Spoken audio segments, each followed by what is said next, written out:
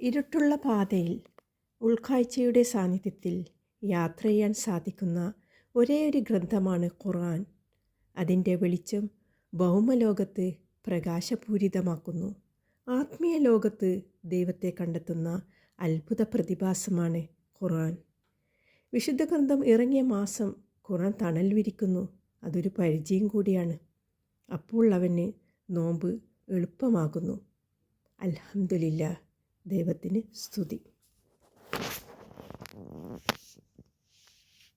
ഷഹ്റു റമളാനല്ലദീ ഉൻസില ഫീഹിൽ ഖുർആൻ ഹുദൻ ലിന്നാസി വബയ്യിനാതി മിനൽ ഹുദാ വൽ ഫുർഖാൻ.